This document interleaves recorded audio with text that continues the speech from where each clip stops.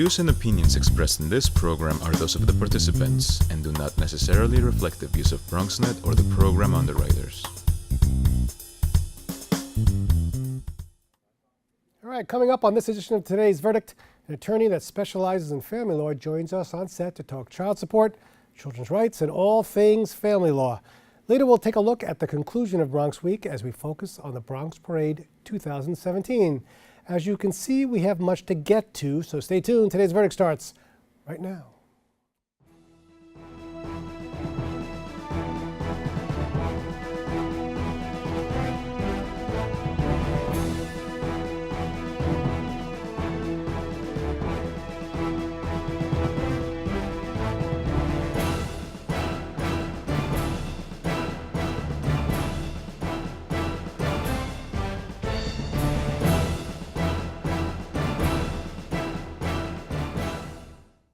All right, hello and welcome to Today's Verdict, the live and interactive show that gives you your legal rights and options. I'm your host and trial attorney, David Lesh. Today's Verdict is always encouraging you to stay connected.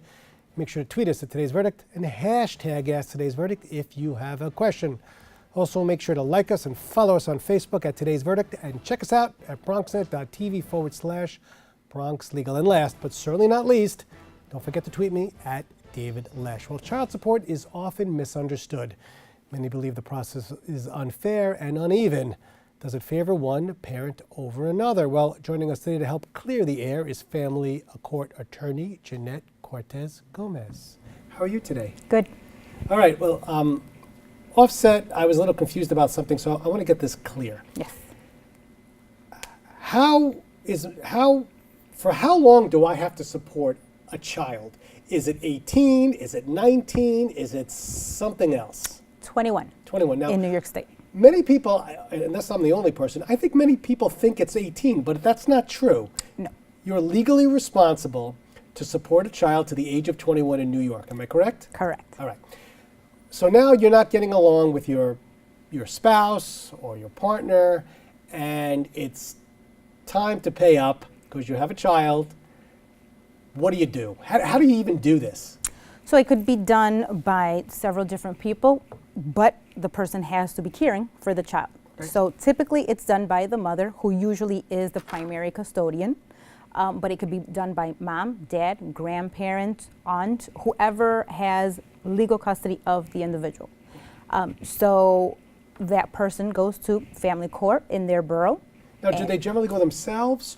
Or you could go yourself. Or do they go with an attorney? And how does it usually work? Typically, because there's no fees in family court, they just walk in and go to the petition room and they file. They could actually do it online, or they can wait. If you're Spanish speaking or a different language, they have interpreters right on site so that they could assist you with the interpretation. And what do you bring with you? Do you have to bring like a birth certificate, proof that this particular person you're looking for child support is actually the dad or the mom? Correct. How does that work? For mothers, it's easier because usually they don't question. You bring your ID with your name and the birth certificate that has the mother's name.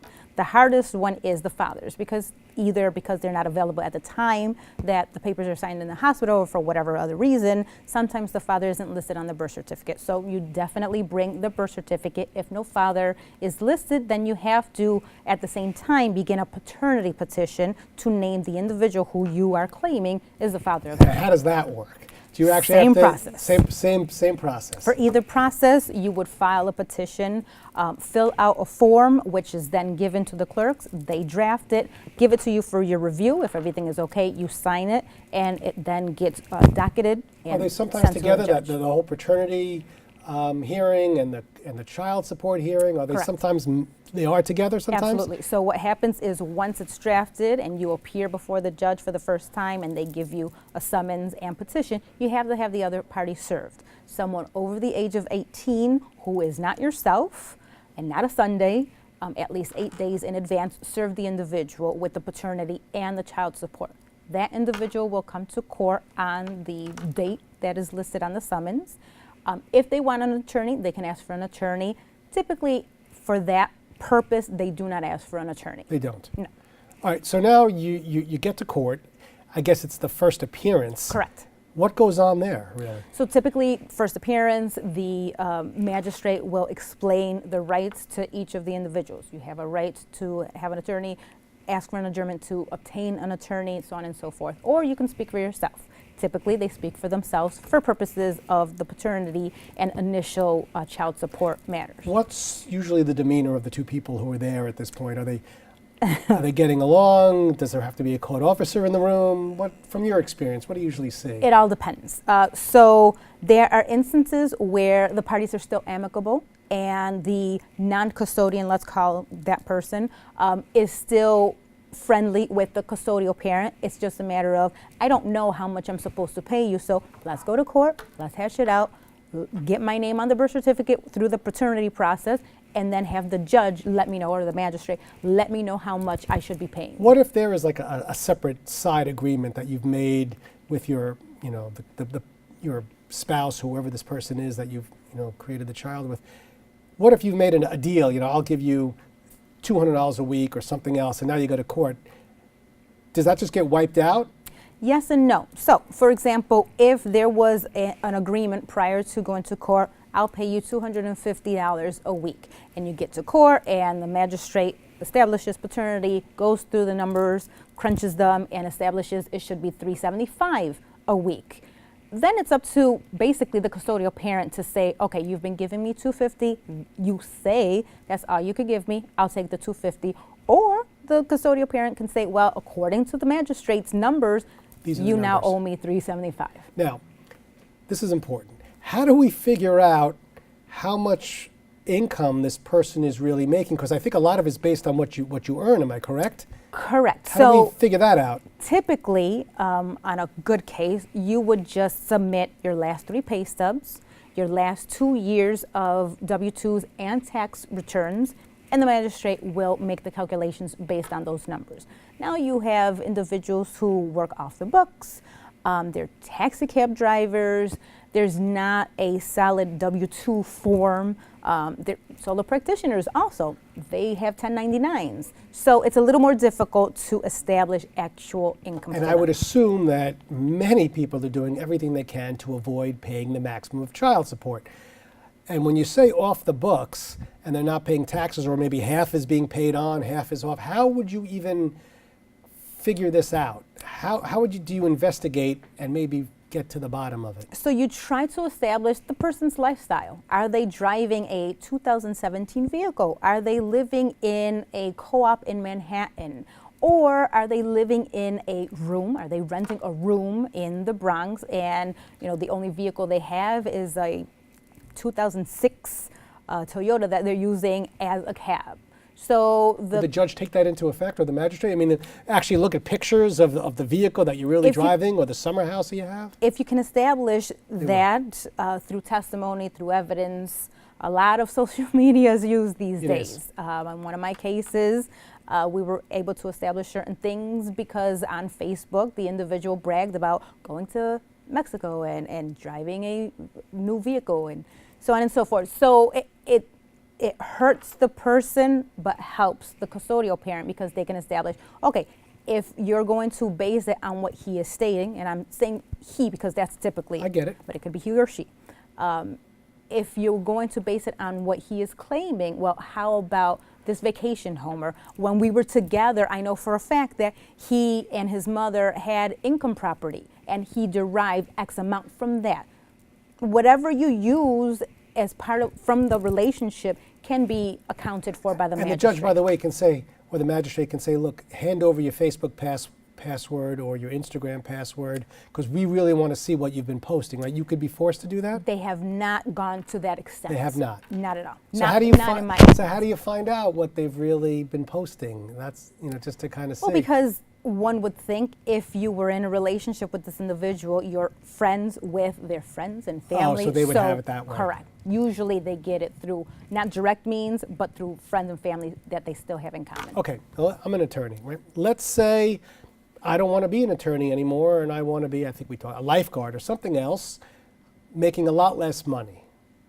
Is that okay? Do I still have to pay what I would normally be making as an attorney? Yes. So Your earned income potential is what's important in that case. So if you are a licensed attorney and you have been for 10, 20 years, and suddenly you're getting divorced and you decide, you know what, along with the divorce, I'm going to quit my law practice, I'm going to be a lifeguard.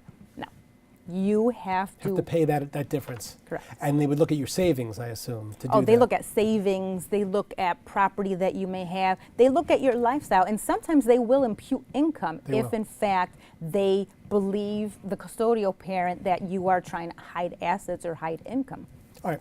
We have a lot to get to when it comes to child support. I'm going to get back to it, and then we're going to maybe get into some foster care, right? Perfect. We're going to change gears for 1 second, all right? Bronx Week came to an end at the 2017 Bronx Parade. I love it. Let's take a look.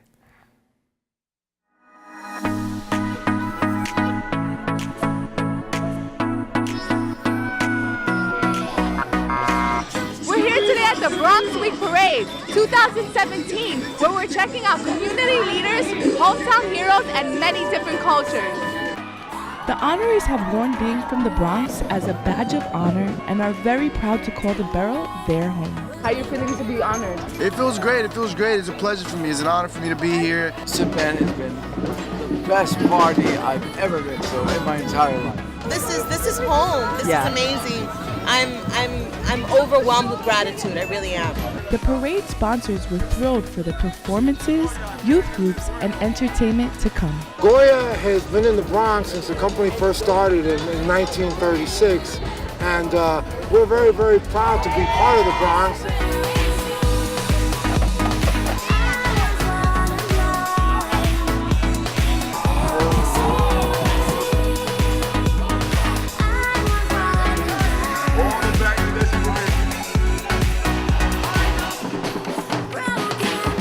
I grew up on 140 and 3rd Avenue in the Patterson Projects, and I just hope that my story can inspire people to continue to keep working hard. The youth, the kids, anything's possible, a lot of hard work. You want to be a doctor, an actress, an actor, a singer, whatever you want, you can do anything if you work hard. Doesn't matter what language, doesn't matter what color, doesn't matter where you're from. I'm talking to the young boys and girls specifically. You are full of greatness. You have to believe in yourself, and every time somebody tells you that you can't, prove them wrong. Do everything in your power to prove them wrong.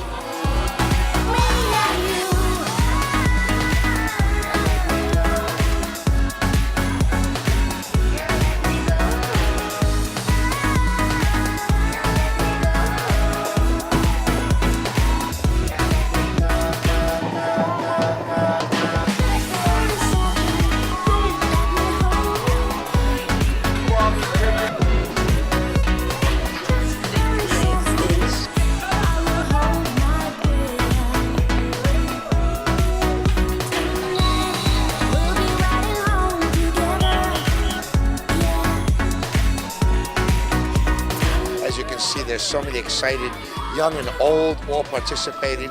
It's just a wonderful way to celebrate this great borough that we live in. The diversity is just an asset for this borough.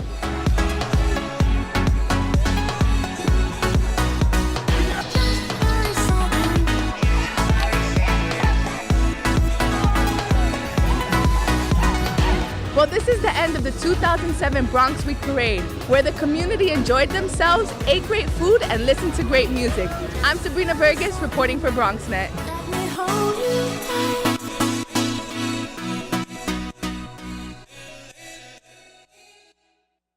All right, we have to take a quick break, but don't worry, we'll be back with more Today's Verdict right after this. So they say it's a man's world?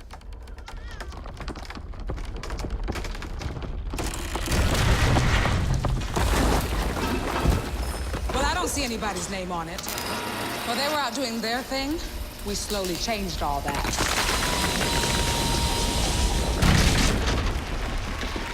We changed all that.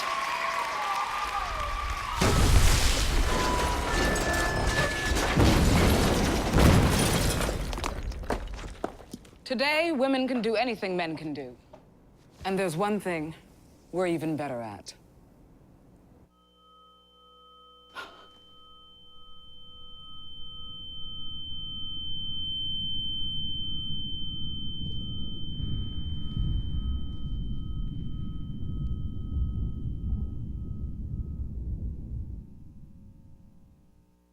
Hey, look, it's those guys.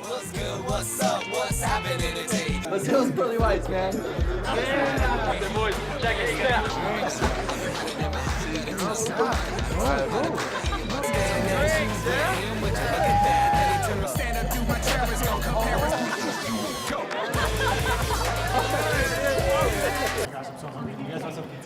Ooh, cute. Are you good to try? I'm fine. Hey girl, what's up? What's the name? What's good? What's up? How many did you have? I should be fine. You should be. Sir, go and step out of the vehicle for me. Yes, sir. See ya, buddy. Today, Sean's got a hearing. We'll see how it goes. Good luck. So turns out, buzz driving and drunk driving, they're the same thing, and it costs around $10,000. So not worth it.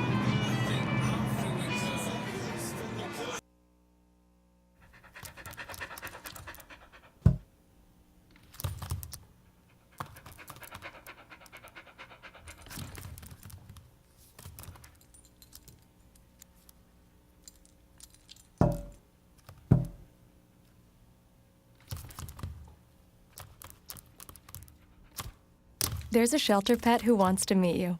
Meet one today. Visit theshelterpetproject.org. Adopt. They said a bottle was just a bottle.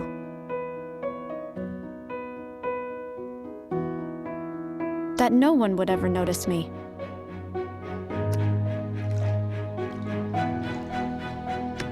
But I knew I could be more. That one day, I would make people smile.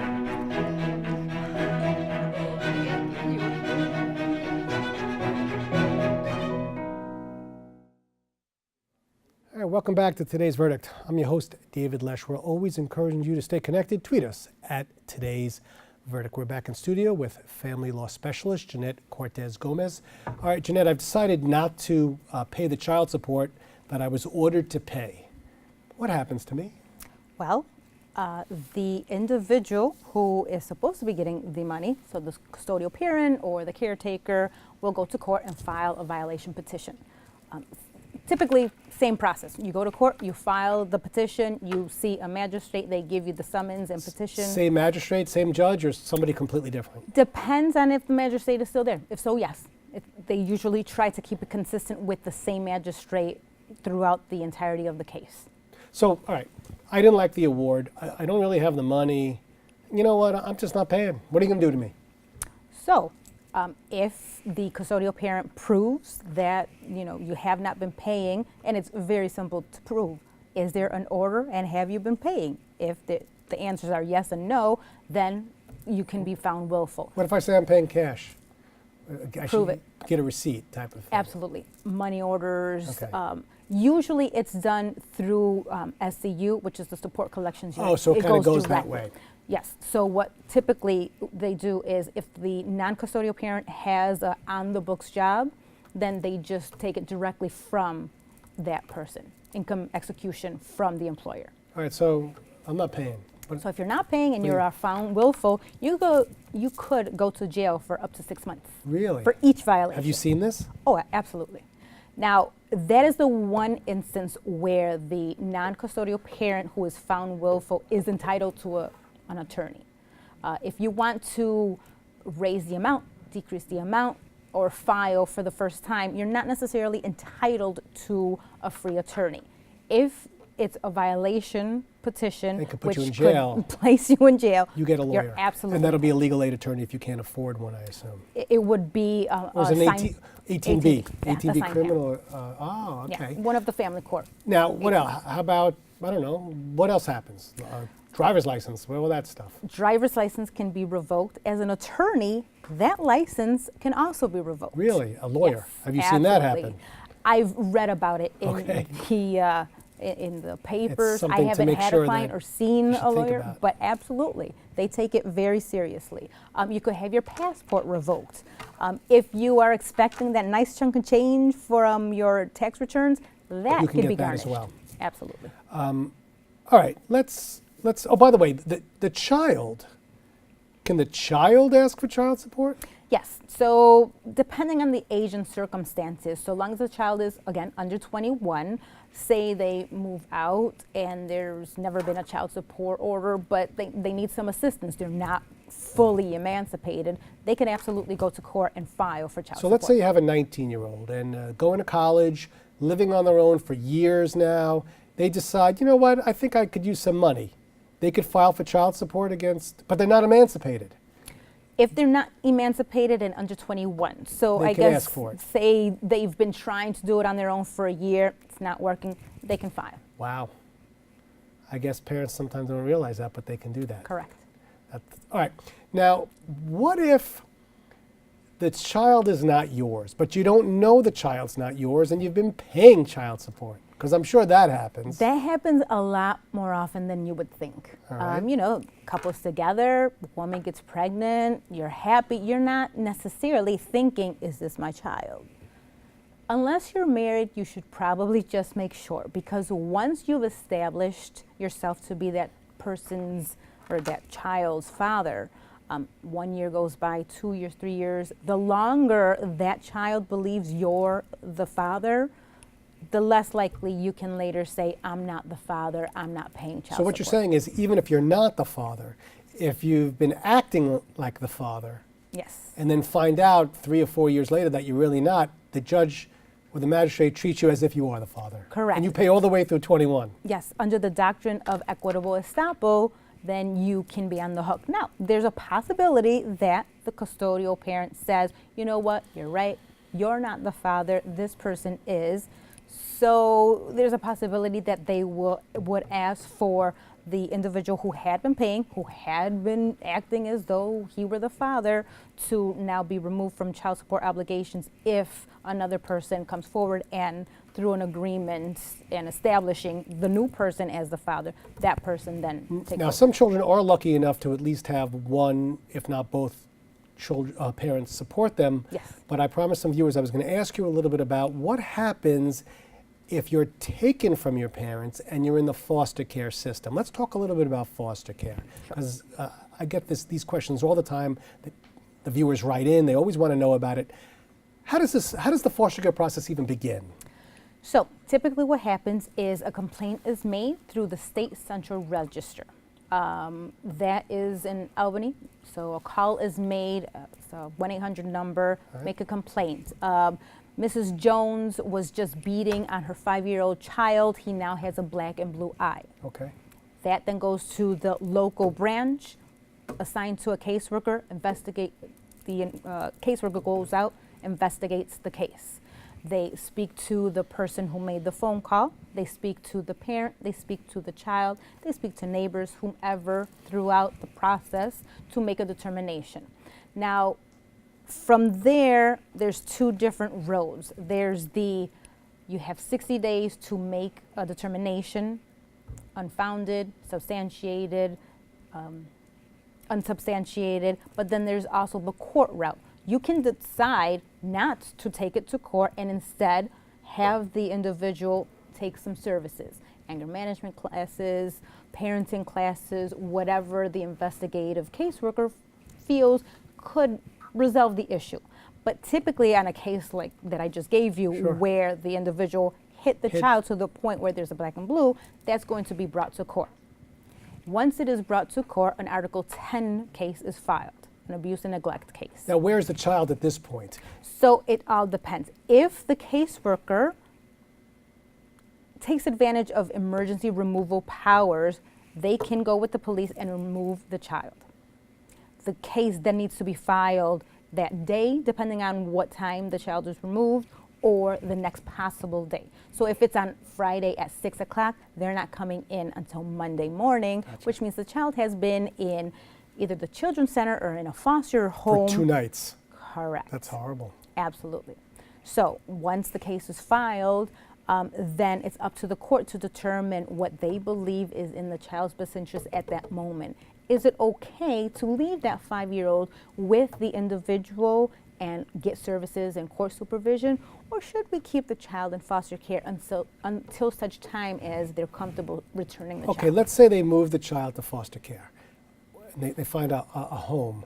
What rights does the parent have with the parental rights? Can they just go and visit? Do they have to set up meetings? How does it usually work? So again, the example that I give, if that 5-year-old is placed in foster care, now there's two different routes. There's kinship and non-kinship. If you could find a relative, a godparent, an aunt, an uncle, an older sibling to take, then that's considered kinship foster care. That's preferred because you can have a little more normal life for the child because they're familiar with the person. If that's not available, then you have to go the route of non-kinship, which is stranger foster care, for lack of a better word. And that could be good, bad, or worse. Because if you have, let's say, the 5-year-old only speaks Spanish, but the only available foster parent is an English-speaking home, now you're placing this child into a strange home that speaks a different language. Have you seen this happen? Absolutely. Wow. They try to place the children in similar homes with similar backgrounds and similar language, but sometimes it's just Now, in the meantime, not possible. ACS does visit the house to make sure that the foster care home is safe, am I correct? Correct. They're supposed to go at minimum twice a month to visit the child, typically once at the foster home, once at the school, just to make sure that the child is receiving the adequate care in the foster home. I know I didn't ask for your advice on this on a support question, but with respect to foster care, do you have any advice to either a mom or a dad who's lost their child into the foster care system? Maybe some tips you would give them, or? Well, typically I tell my clients, listen, and it all depends on the circumstances. If it's a case where my client says, yes, I use some marijuana once in a while, but I'm not addicted, then I tell them, stop. Okay. Just don't use it anymore during the pendency of this case. Comply with the random drug test. Comply with whatever it is that they want so that the child can be returned to you. If it's a case where they're denying, I did absolutely nothing, that's my child, I don't care what the court says, I don't care what the worker says, then that's a little more difficult because you have that friction with the person. Where do we find you? Well, my office is at 930 Grand Concourse at the corner of 163rd, walking distance from Bronx Family Court, Suite 1B as in boy. Wonderful, and we actually have it up on the screen, and you're going to come back and give us more tips, am I correct? Exactly what the viewers are looking for. All right, well, that's all the time we have for tonight. I'd like to thank our guests for joining us, and of course, you, the viewers, for watching. If you missed any part of tonight's show, be sure to check it out at www.bronxnet.tv. Also remember, if there's a legal issue or topic you'd like to see on a future edition of Today's Verdict, feel free to contact me at davidlesh@bronxnet.org or tweet us at Today's Verdict, and make sure to hashtag #AskToday'sVerdict. From myself and all of us at Today's Verdict, always remember, know your rights, know your issues, reach a verdict. See you next time.